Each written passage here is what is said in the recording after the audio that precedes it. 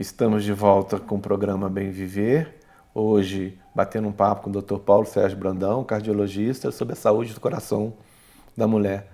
Dr. Paulo, a gente estava conversando e a parte do infarto, que você falou que é mais intenso ou mais grave na mulher do que no homem, eu estava lendo um artigo que fala que o sintoma do infarto na mulher ele é diferente do homem. Normalmente o homem tem a dor no peito, a dor precordial como sinal mais forte, e na mulher não é tão característico esse sinal, pode ser por outros sintomas. É isso mesmo? O interessante é a gente entender um pouquinho as diferenças entre o coração de homem e de mulher. Por que o coração do homem é diferente do coração de mulher? Né? Então, chegamos à conclusão que o coração da mulher tende a ser um pouco menor, porque o homem tem uma superfície corpórea maior, então a mulher não precisa de tanto débito cardíaco, né? Então o coração geralmente é um pouco menor. E o outro fato é que as coronárias, as artérias que irrigam o coração, elas são um pouco mais finas do que as dos homens.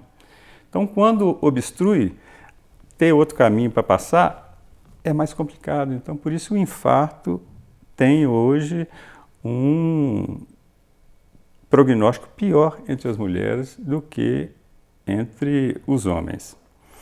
E são alterações multifatoriais. Você não consegue isolar um fator de risco e dizer que o sujeito está tendo infarto porque a mãe dele teve infarto.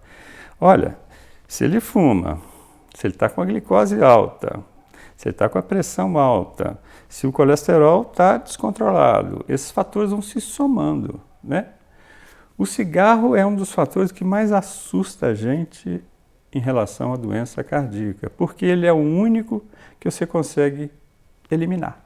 Você parou de fumar, dentro de um ano o seu risco cardiovascular ainda é aumentado, mas seguramente já reduziu a menos de 50%. Então, o indivíduo que parou de fumar, e a gente vê que no dia a dia nosso, a grande maioria para fumar depois do infarto, né? A pessoa tem o primeiro infarto e aí aquilo causa para ela uma motivação para parar de fumar. Nós trabalhamos aqui em Ouro Preto na década de 90 com um programa de combate ao tabagismo nas escolas. Naquela época, 22% da população brasileira fumava. Um levantamento recente feito no Rio, comparando homem com mulher, viu que 8% dos homens fumam, 5% das mulheres, 5% dos homens fumam, 8% das mulheres fumam. Quer dizer, na nossa realidade, o cigarro a mulher tomou conta do cigarro e está fumando hoje mais do que o homem fumava antigamente, apesar dessa redução significativa de 22% para próximo de 10% do índice de fumantes. Então, o cigarro ele age agredindo a parede das artérias, né? É uma pergunta muito comum que a gente vê, por que a mulher usando anticoncepcional não pode fumar, né? A mulher usando anticoncepcional ela já está desequilibrando o sistema de coagulação dela. Os hormônios contidos na pílula anticoncepcional já aumentam o fator trombóticos na perna. Mas a agressão que o cigarro faz à veia, à parede da artéria, esses dois fatos se somam e aumentam muito o risco da mulher que fuma ter obstrução nas veias, ter a chamada trombose venosa. Então, o cigarro realmente, nós temos tentado de tudo, do jeito que existe o AA, existe os fumantes anônimos que têm tentado aí reduzir isso. Isso impactou de uma forma importante no Brasil nos últimos anos. É um fator que tende a estar relacionado também com a diminuição da incidência do câncer. Dificilmente um câncer não tem um envolvimento importante com o cigarro. E, apesar dessa diminuição, hoje a gente vê que, às vezes, 2, 3 vezes o aumento de risco por associar, por exemplo, uma diabetes com cigarro. Uma pessoa que é diabética, que é uma doença gravíssima, talvez a doença pior, a diabetes é muito pior do que ter colesterol alto. A diabetes é muito pior do que ter pressão alta, porque a diabetes leva a uma lesão das artérias de uma forma progressiva. Então é preciso cuidar muito bem da diabetes. Nós estamos horrorizados com o índice de controle da glicose nas pacientes diabéticas em nossa região, no Brasil. O controle ideal está próximo de 10% só. 90% das pacientes que têm a glicose elevada não estão conseguindo controlar de uma forma adequada essa glicemia.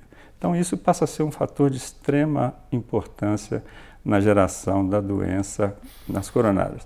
Já a hipertensão, como ela está relacionada mais com a ejeção do coração, ela afeta mais no surgimento da doença cerebrovascular, no chamado derrame cerebral, do que tanto na doença coronariana. Então são fatores que acabam influenciando e somando na geração da doença.